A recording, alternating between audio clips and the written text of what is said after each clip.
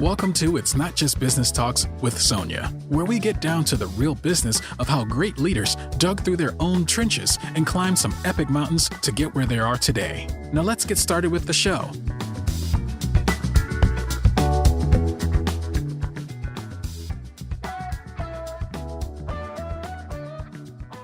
Hello, everybody. I am here with Mansour Salame, and he is a successful technology executive, entrepreneur, and investor. His first startup of many was NextAge Technology, and that was acquired. His second startup, Contactual, was also acquired, and he has recently started his third startup, FrontSpin, and what do I think? You'll probably be acquired. It's a sales communications platform. So he's an investor in a number of technology startups and the president of Petrie Properties, which is a real estate investment firm. He's also served on the board of directors of 8x8. And prior to NextAge, he was an executive at Genesis Telecommunications Laboratories, Inc., and a management consultant at Anderson Consulting. Mr. Salame has a Master's of Science degree in electrical engineering from Stanford University, no less, and a Bachelor of Science degree in electrical engineering from Northwest University. Did I capture all that right, Mansour? Yes. And I think you can just retire now. Hi. Your resume is quite lengthy. But it begs the question, my first question, of course, is how did you get started in all of this? Because obviously you're an entrepreneur, but you're highly educated, which came first. So where did you get off on the entrepreneurial track from your education track? So obviously, coming out of school, I needed to get a job, and I got a job at what used to be called Anderson Consulting. They're called Accenture now. Accenture, yeah. And it was a great experience for me because I was able to consult on a number of different technology topics for a number of different firms. One of the first projects I was on, they flew me down to, and they put me on a project out of Mexico City. Ooh. So I was consulting for one of the large banks there on communication technologies. And then one of the follow-on projects, I was staffed out in Canada, consulting for one of the telecommunication firms there. So I was able to see a number of different problems in a very short amount of time. Mm-hmm. And one of the things that was hitting me is there was a need that was in the early to mid 90s. And there was a need for a lot of different technologies out there that didn't exist at the time, that I believed if these technologies existed, could solve a problem much easier. So one of the things, I've always had ideas and I couldn't see them happening. So I thought, you know what, if no one's doing it, I better go ahead and do it. And, I actually ended up joining a small firm at the time called Genesis Telecommunications Labs after Accenture. Yep. And the way it happened was I had graduated from Stanford, worked for a few years for Accenture, and I wanted to go back to school, and I applied to business school to Harvard and Wharton and got in. And and then what happened is I was about to resign, and I get a call from the CEO of Genesis Labs, which I was implementing their technology at one of my clients at Accenture. And he tells me, hey, listen, what's going on? I hear you're quitting Accenture. I'm like, yeah, I'm taking like 6 months off before I go to business school. And he's like, why don't you come and help us? So they were in California. So I said, fine, I don't have much to do for 6 months till school starts. I'll come and help you guys. So then I went ahead and I started helping them, and I was helping them implement their technology at Wells Fargo, which was a bank. Yep.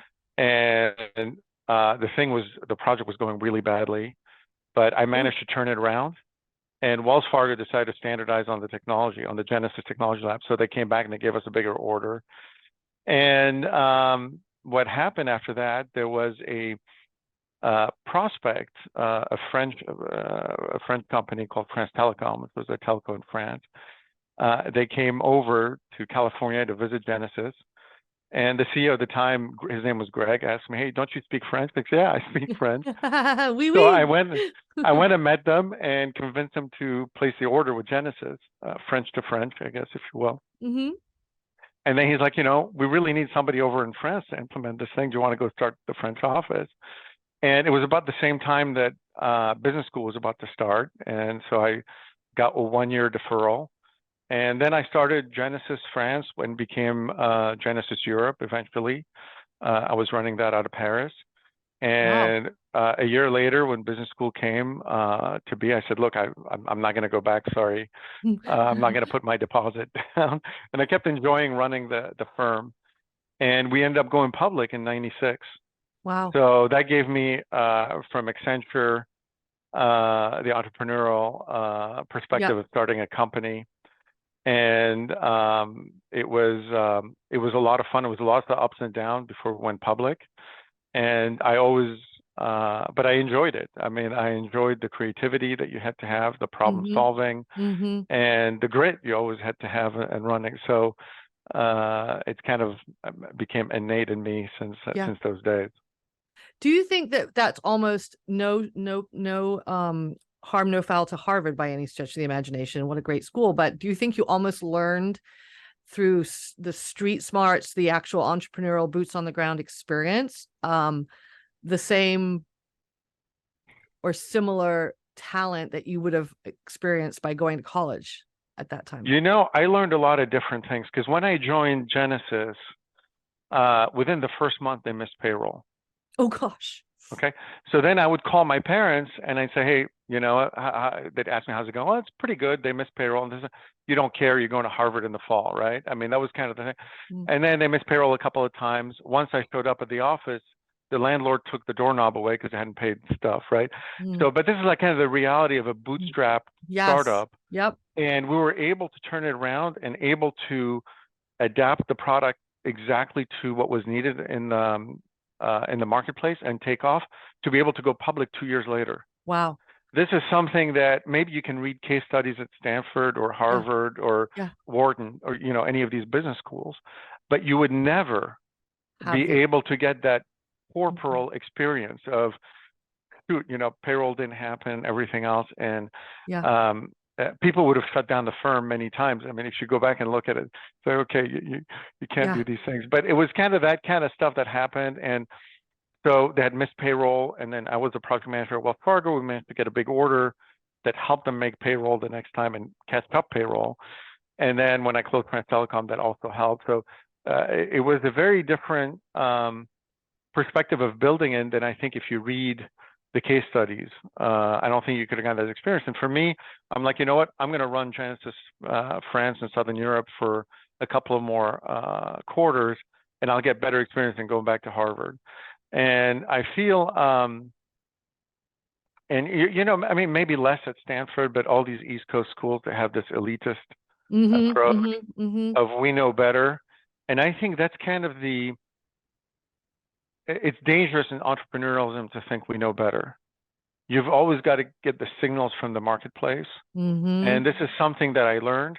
You always got to iterate, make things better. And if you start ignoring these signals and start looking down, oh, I'm smart, I know better. And I mean, that's why that a lot of the entrepreneurs come out of, Stanford, like and some even don't even have a college degree. Right. So because I mean the textbooks are interesting, they give you a framework to learn, but that I mean, take a look at Steve Jobs, Bill Gates, Larry Ellison, a lot of those people, kind of drop out. And I mean, even if you take a look at Zuckerberg, he started it before he graduated from Harvard. So would that have been useful? Yeah, you would have gotten a great network, great credentials. Yep. And I'm sure it impresses certain people. Having gotten a graduate degree from a great school, I didn't feel I needed that validation. Sure. I felt I needed to roll up my sleeves and do the work, and that was the fun part, and that's how I was growing faster. Yep. I mean, they have the old adage or the school of hard knocks. And I mean, it doesn't mean that you have had to have a horrible time. It really just speaks to learning through experience versus learning through the educational channel, but both are, I find them both, I went back to school, even though I'm technically a CMO / creative director, simply because I wanted to actually see what the school was delivering. And they absolutely, the education system has to deliver things to put people out into the field armed with lots of knowledge, but there's a tremendous amount of value in that street. And you're not that you were on the streets by any stretch of the imagination in Paris, Canada, and Mexico City, but there's something about rolling up your sleeves and actually doing the work. Makes you a fully engaged person, entrepreneur, and you went to do it more than once. So you went on to do that again. What were you creating the next time to solve for? So then what happened when I created my first, so I was at Genesis, we had just gone public. And then you went, yep. And then I started NextAge, but the way I started NextAge is I found one of my larger customers in France was Bouygues Telecom. They were the third telco in France.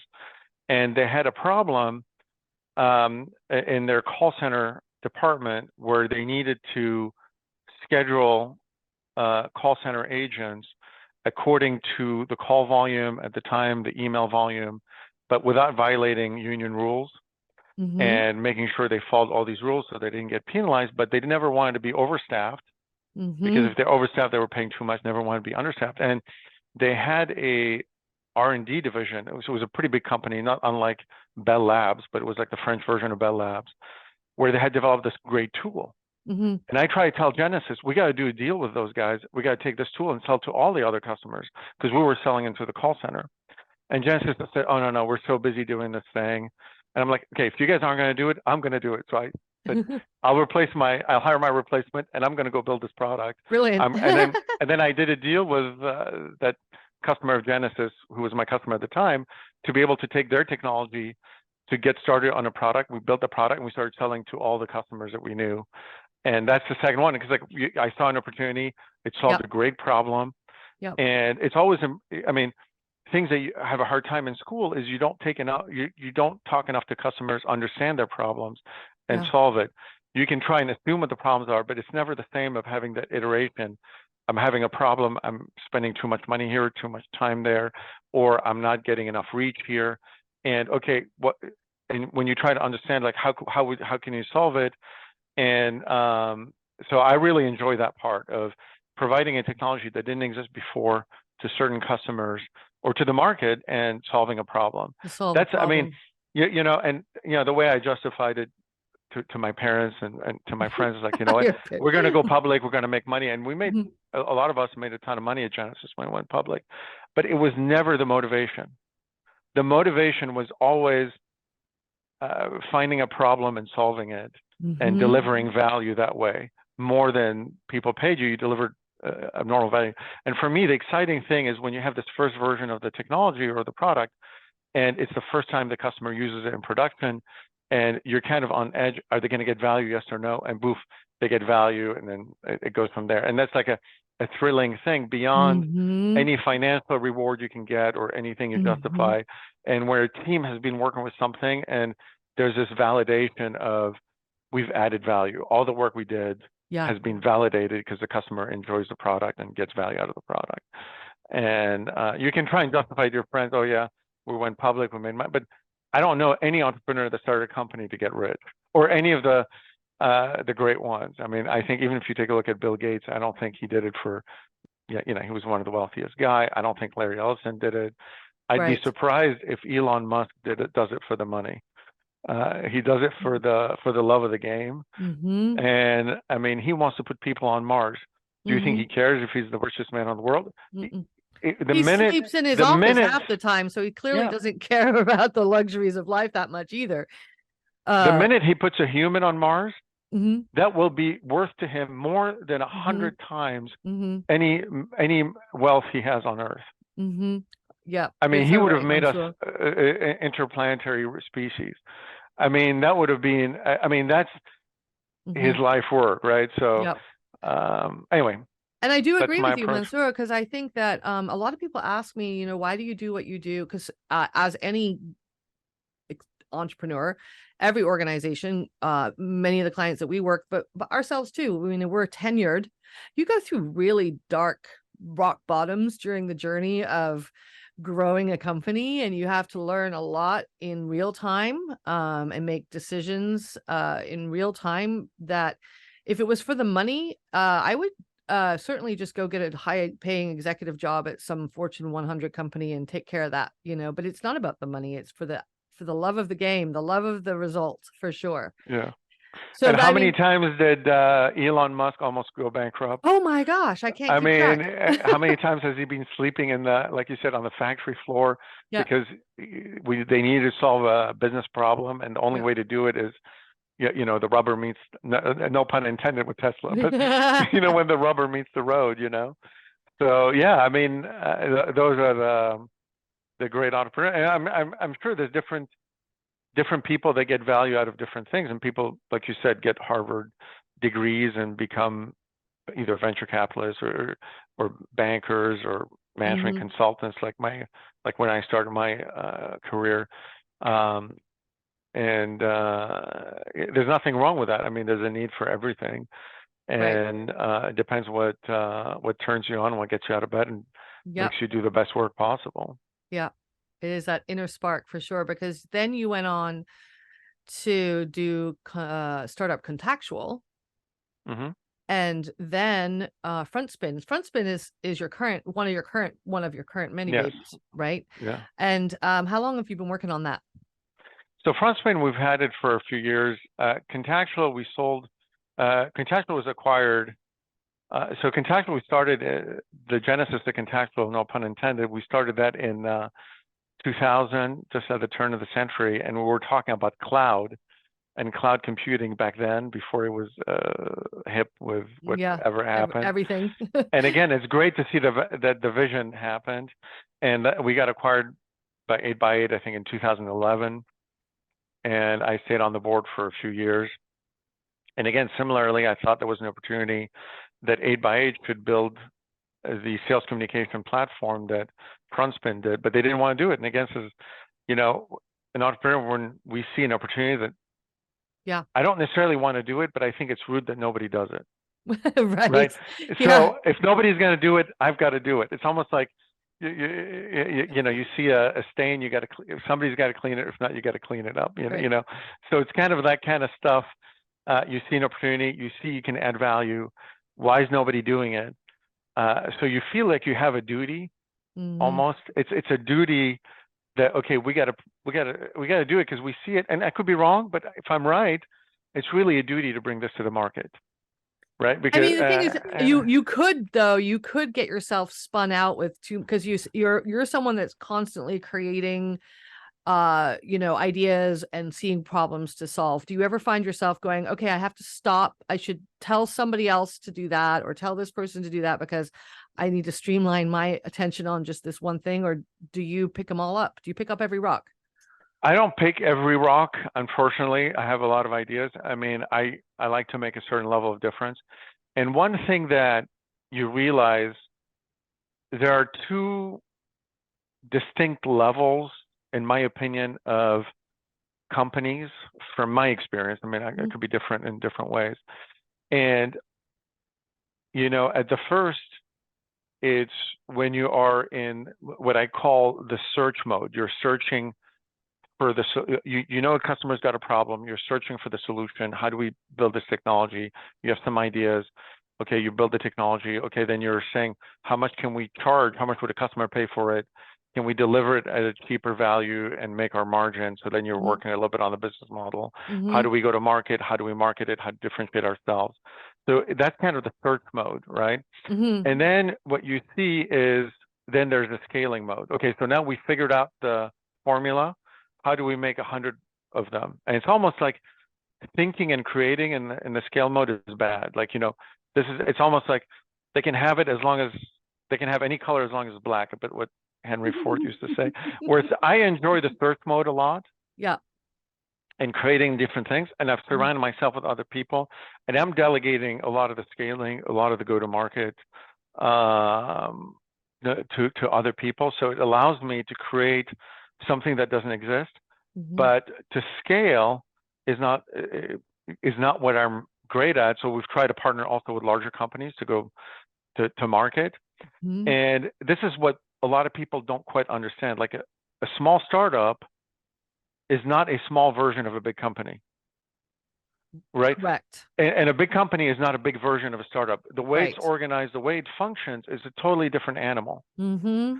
It's not like this is an orange and this is a bigger orange. Mm-hmm. So there are totally different animals, and bigger companies are very good at scaling and very good at reach, but they're not good at innovation. They're not good at creating a new product. You know, when Alcatel bought my NextAge, indirectly NextAge, my startup, we went from a 3-month product cycle to an 18-month product cycle. Interesting. So what does that tell you is in 18 months, I could have had many versions of the product when I was a standalone. When I was part of Alcatel, I'd be on version 1. Was a startup, I'd be on version 4 or 5. So the level of innovation is it slows down significantly. It slows down significantly. On the other hand, and the problem is if a big company takes something that's wrong and scales it, they've just made something bad bigger, right? And because they can't iterate, they can't fix it fast enough. It takes them 18 months to fix it, it's too late. Yep. Whereas a small company, we put something out, something's wrong, in 3 months you fixed it. In 2 to 3 months, you fix the next version, you fix the next version. So you get that feedback quickly, but where smaller companies aren't as good at scaling. So so you got to decide, once you've solved the problem, and there's always some evolution, but when there isn't that much change in the product, scaling is the most interesting thing for me, for a bigger company, for that product. But I really enjoy the iteration part, to iterate to find the right product and iterate faster than anybody else. So you're the first one to find that solution First to market, that really adds the value. So what is the trick then? So if you have that product and you're able to be nimble and agile, and I completely relate to that, as we grew, everything slows a little bit, just, but it comes with more eyes on the product, more input, more talent around it. But what is it that can take a smaller organization, product, concept, and scale it then?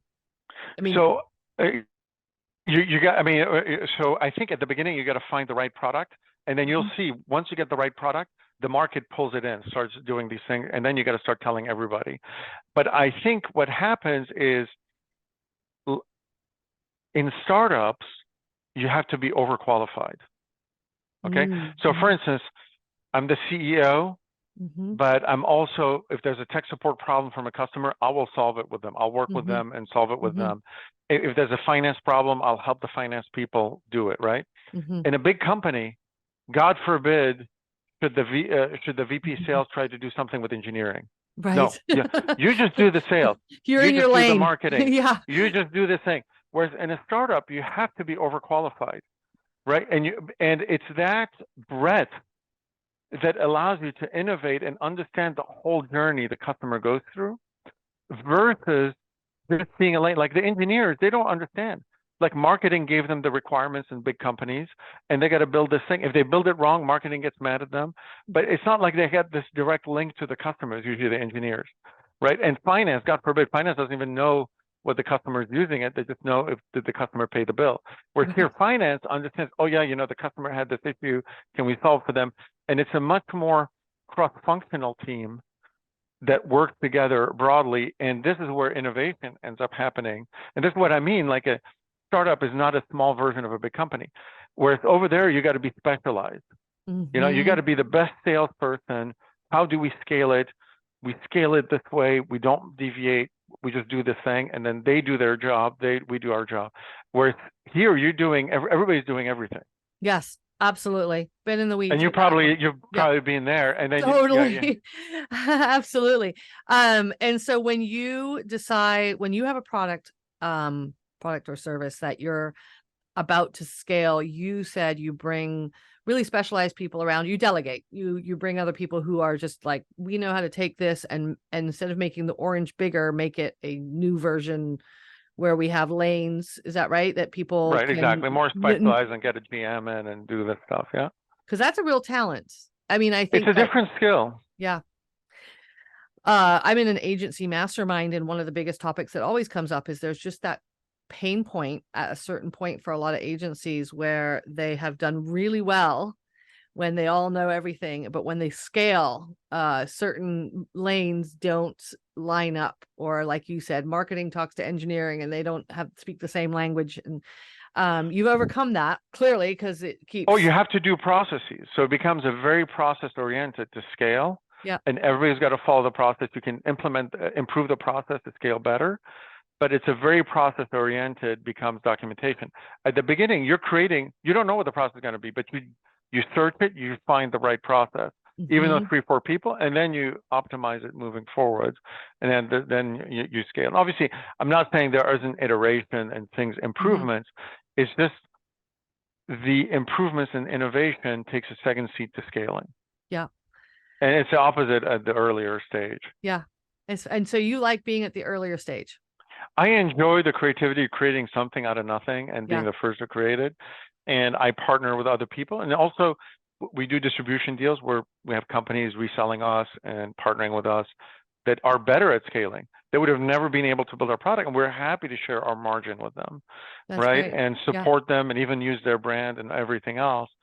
They're really good at that. We love supporting these things, but I think we lose our edge because we're not venture backed, we're profitable, and we're growing. We lose our edge if we lose our innovation for us as a smaller organization. You're speaking of FrontSpin now. I was thinking of FrontSpin, yeah. I mean, the thing is that what you're saying, though, also, you started out with this conversation, is we're very curious people. Entrepreneurs are just naturally curious, self-educating constantly, whether it's through connections and not always going back to school, but just really just digging in and learning all the time. And you do want to hear about things. And I mean, there's a great example. I had hired, when I was running one of my previous companies, we had venture capital, and I had hired a great vice president of sales from a company called Oracle, which was one of the large companies. Yeah. And familiar. At the beginning, just to give you an example, we did a deck, and we had a day where we visited 4 customers. Okay. So we went and pitched the first customer, and he says, and I was with him, his name was Darren. Me and Darren were the first customer, we're pitching them, and that was Contactual. And the guy was telling us, you know what, I like this, but I don't like this. You should change this, and so on. And then we were on our way to the next customer, and then he's like, oh, what are you doing? Oh, I'm changing the PowerPoint slide from what we heard the first customer. So we had a different PowerPoint slide between the first and second. He thought it was the end of the world. Oh no, we can't change the slide. It's like, why not change it? We just learned something from the first meeting to the second meeting. Whereas at Oracle, you couldn't change slides. You had to pitch the slide, and this is it. You can get it as long as you follow these kind of things. But that kind of gives you an idea that there's a time where these larger companies have a harder time innovating because you're in the scaling mode, and you take what you have, you scale it, and you're no longer innovating. So yeah, ideally, I'd love to be able to do both, and they're kind of separate teams. And it's hard. I mean, I think even now, Apple, one of the companies I always looked up to, especially under Steve Jobs, they were able to do both, innovate and scale.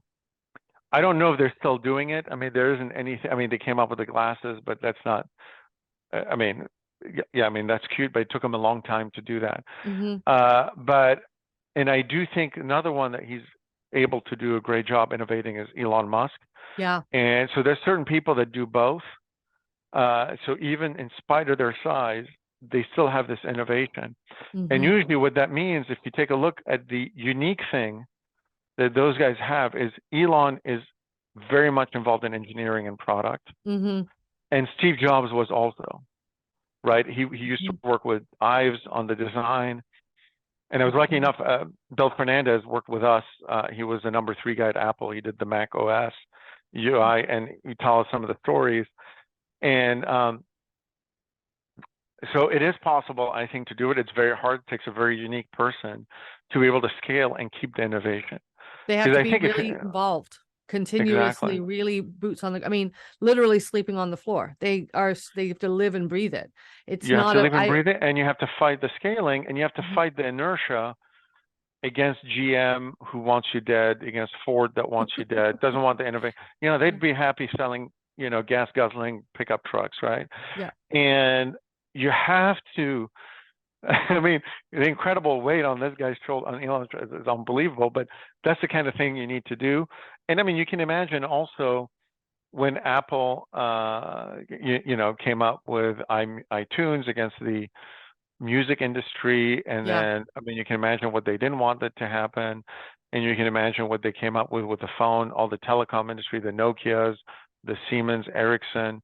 Even AT&T did not like the iPhones because they wanted to have more control over it, whereas it gave Mm-hmm. control to Apple. But it was the right thing for humanity, Mm-hmm. as opposed Mm-hmm. to the establishment, right? Mm-hmm. So you have to break the establishment and fight it, and you Do you know, feel I like mean, that's your, and is that part of your credo then for you yourself as an ongoing entrepreneur, and you're now, you know, working as the president of Petrie Properties, right? So uh-huh. you're a real estate. I mean, are you still is that your credo, is to fight So the inertia of you know, the machine and the establishment to, I do think it is, even with Petrie, and Petrie, I'm more hands off.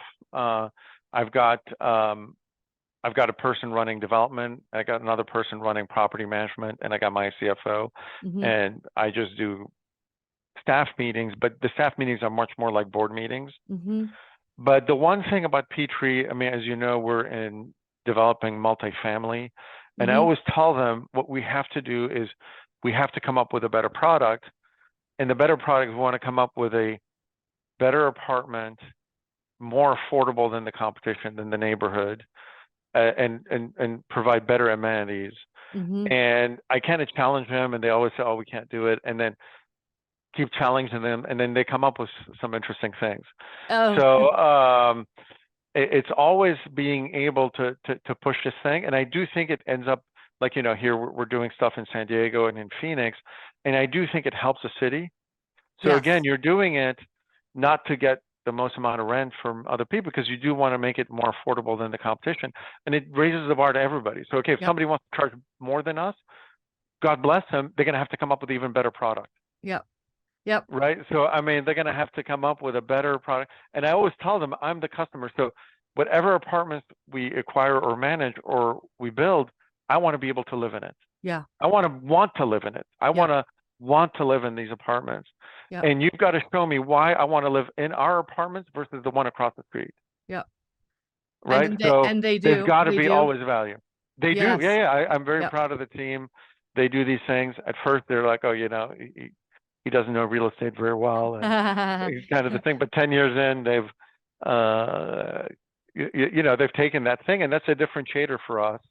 So we use because I came from tech, I forced them to use a lot of technology, but I'm much more, like I said, I'm much more the chairman of that, even though my title is president, I'm much more the chairman and setting the direction. And Well, and you can't be almost like placated. engineering, I'm focused on the product, right? Again, Yeah. I'm focused on the product is the apartment, the community we build. We wanted to, like some communities, we want to be great for kids to grow up in. Yeah. So we want to have playgrounds, we want to have different things on the stuff versus, Yeah. oh, you know what, we could build more apartments on this playground. It's like, no, I don't care. Let's use this as a playground. Let's put a water feature for the kids would enjoy in the summer, all Yeah. the stuff. Yeah. And I think it adds to that community versus somebody who maximized theoretically, you know, they put as many apartments they could on their plot of land as opposed to having it more holistic. Yeah. So yeah, Which, I do have a similar approach to real estate, which I think is paying off in a yeah. strange way. But the biggest value is we're integrating and adding value to the community. Yeah. Independently of the money. I mean, the same way on tech, I was never motivated by the money. I Of mean, course, you need to make you'll sure you end make up payroll and making, everything. you'll make money on the project because you're an entrepreneur and you're no dummy. However, you're putting the thought process ahead of time into the product itself. How wonderful will it be? What will it solve? What will it contribute? What does it add? Because great product, I mean, like you said, a lousy product isn't going to get anywhere anyway, but a wonderfully well thought out, even in your real estate work, you're an engineer or an entrepreneur, will deliver. And the side effect will be you'll make money. Of course you will, but your ambassador and community too first, which I really. But if I make money, I'm adding more value than the competition. Like, for example, one of the things we decided to add in the apartments, which we don't know if it's going to pay off, but I know that I would want it, is we're adding this area in every apartment called the Zoom room. So where people working remotely can have a small space, even though they could have the kids in the apartment in the living room or in the kitchen, or their spouse in the kitchen. And you could have this place where you can have a business meeting, and we call it a Zoom room. So it's a bit bigger than a closet. Yeah. But I thought it was worth it. And, are we going to get the rent for it? I don't care. I know it will add value to the people who rent the apartment.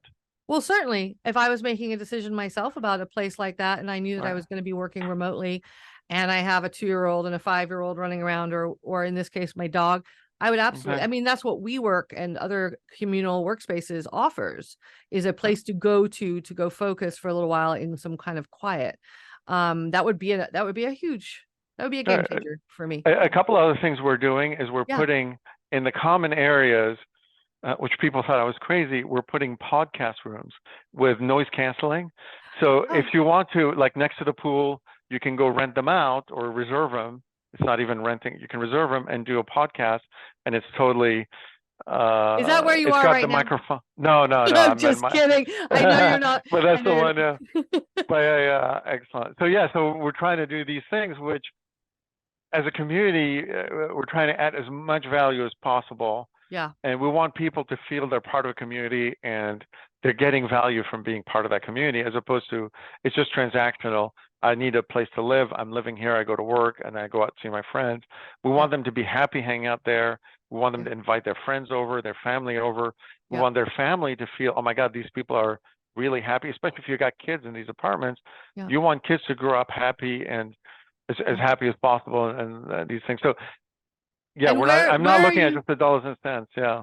No, I've gotten that from you so far, because you've made it through a lot of even companies not getting payroll done. Of course, you got paid eventually, but last question for you then. Where are these hubs going to occur? And is there a vision for lots of years of evolution? I know that you already mentioned a couple of locations that you're starting. What's your vision for that? And why those locations actually? We're in Phoenix here, and historically we've owned a couple of plots of lands here in Phoenix and in San Diego, in the San Diego County. Those were the two areas we have teams. Yep. And would we go nationwide eventually? But again, I don't want to go nationwide and skimp on the quality of the product. Just do them by the pound. I wouldn't be interested. I want every product to be great. I mean, also one of the things that we're doing here, even though there's no requirement, we're going to be putting outdoor art, and we're going to be hiring some local. So we're going to be interviewing some local artists to do outdoor art to add to this thing, and we're going to do. Part of the project is going to be a outdoor recreation area where all the neighborhoods can come and see, and there'll be the art, and it'll be kind of like a park, but more of a private area. But we're still going to open it to other people to be able to come in. So again, these are the kind of things. Okay, why are we doing this? We just think it's important for the neighborhood. Yeah. If we take care of the neighborhood gets better. Yep. And then it forces my competition, the other developers, to do a better job. Yeah. So it literally it lifts the entire community, because one organization is investing at to that degree to make sure that's the new bar. You're raising the bar. You're raising the bar, Mansour. We're trying to. We look up to some of the other entrepreneurs. You've contributed a lot to the world of tech already. So Well, thank you so much for sharing a little bit of time with me. Oh, it's my Honestly, pleasure. I want to speak to you for about 3 more hours, but in the interest Oh, of time, I'll let that pass. And again, for those that just are just reviewing this, we just were talking with Mansour Salame, who is by all means a very talented and educated person, but also has clearly learned from the grit and the school of hard knocks as well along the way. And I really admire you for doing community first, making a better place for the world versus slightly larger cash profit, yeah. reward. Yeah. Thank you. My pleasure. Thank you, Sonia. Thanks for listening to It's Not Just Business Talks with Sonia, a real-life podcast to inspire you. We'll see you again next time, and if this is your jam, click subscribe to get future episodes.